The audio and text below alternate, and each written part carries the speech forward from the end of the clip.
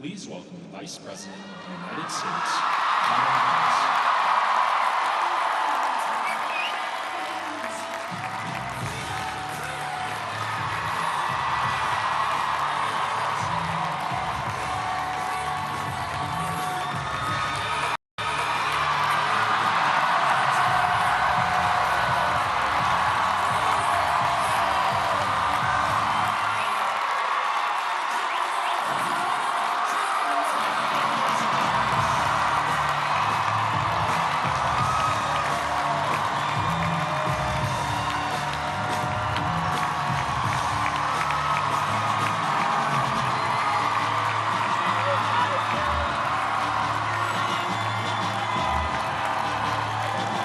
Good afternoon. Good afternoon.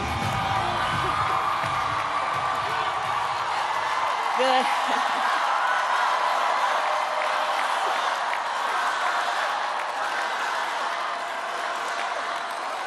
Good afternoon, everyone. Good afternoon. Good afternoon. Good afternoon. Thank you all. Thank you, thank you. Thank you, thank you. So let me say, and I love you back, and I love you back. So let me say, my heart is full today. My heart is full today, full of gratitude for the trust you have placed in me, full of love for our country, and full of resolve.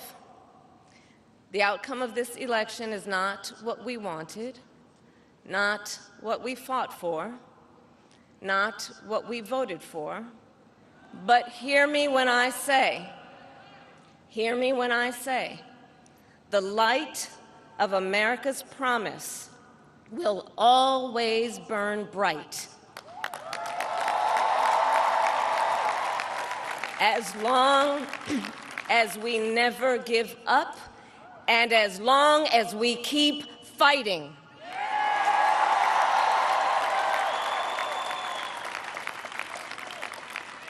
To my beloved Doug and our family, I love you so very much. To President Biden and Dr. Biden, thank you for your faith and support. To Governor Walz and the Walz family, I know your service to our nation will continue. And to my extraordinary team, to the volunteers who gave so much of themselves, to the poll workers and the local election officials, I thank you all. Look, I am so proud of the race we ran, and the way we ran it, Over the 107 days of this campaign, we have been intentional about building community and building coalitions, bringing people together from every walk of life and background, united by love of country, with enthusiasm and joy in our fight for America's future. And we did it with the knowledge that we all have so much more in common than what separates us.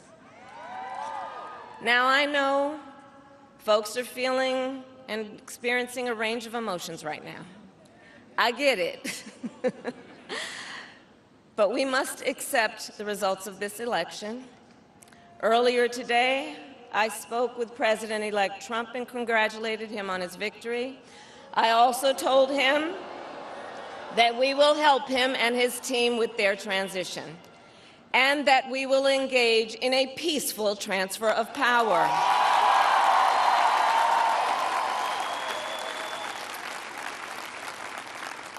A fundamental principle of American democracy is that when we lose an election, we accept the results.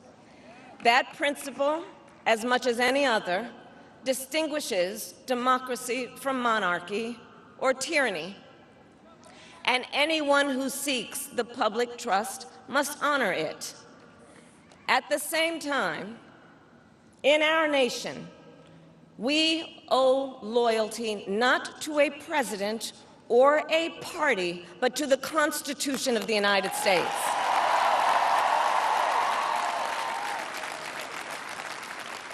And loyalty to our conscience and to our God. My allegiance to all three is why I am here to say, while I concede this election, I do not concede the fight that fueled this campaign.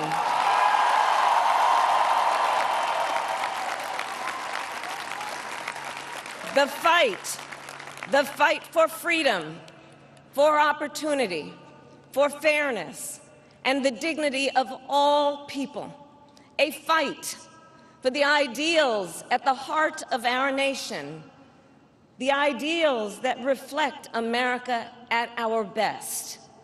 That is a fight I will never give up.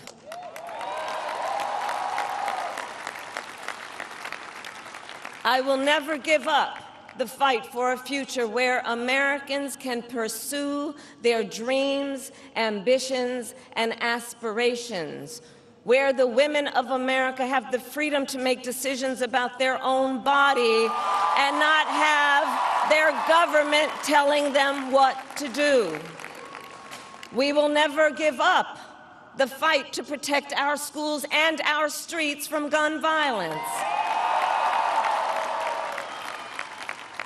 And America, we will never give up the fight for our democracy, for the rule of law, for equal justice, and for the sacred idea that every one of us, no matter who we are or where we start out, has certain fundamental rights and freedoms that must be respected and upheld.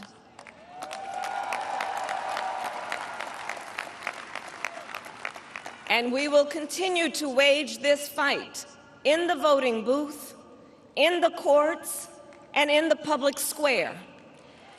And we will also wage it in quieter ways, in how we live our lives, by treating one another with kindness and respect, by looking in the face of a stranger and seeing a neighbor, by always using our strength to lift people up, to fight for the dignity that all people deserve.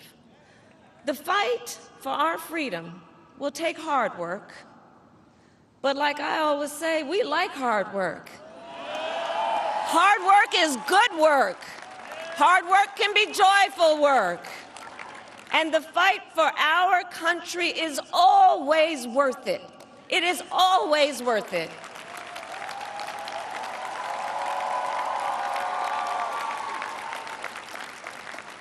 To the young people who are watching, it is, I love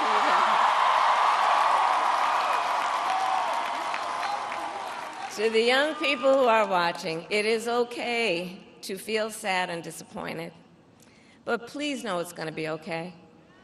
On the campaign, I would often say, when we fight, we win. But here's the thing. Sometimes the fight takes a while. That doesn't mean we won't win. That doesn't mean we won't win.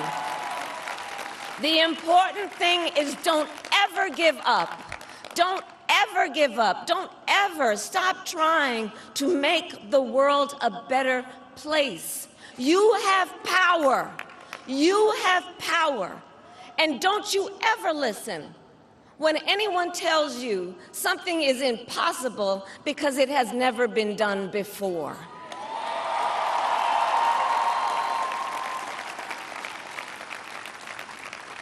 You have the capacity to do extraordinary good in the world. And so to everyone who is watching, do not despair. This is not a time to throw up our hands. This is a time to roll up our sleeves.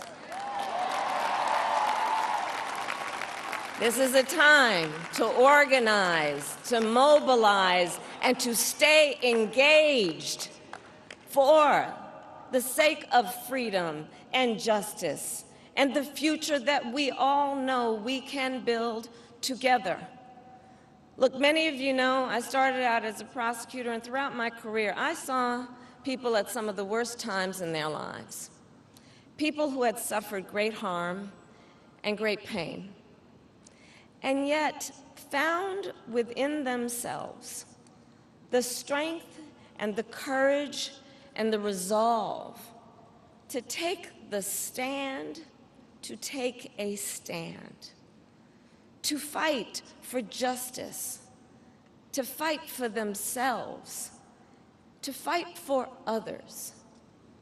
So let their courage be our inspiration. Let their determination be our charge. And I'll close with this.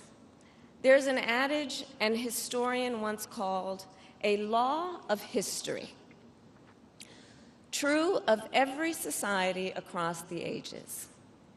The adage is, only when it is dark enough can you see the stars.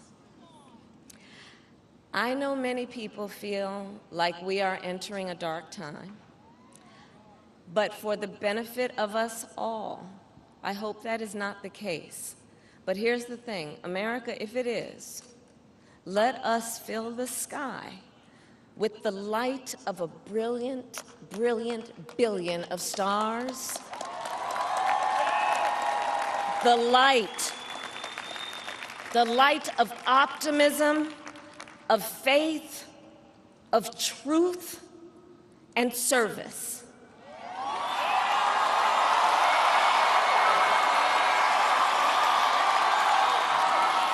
HU. And may that work guide us, even in the face of setbacks, toward the extraordinary promise of the United States of America. I thank you all. May God bless you, and may God bless the United States of America. I thank you all.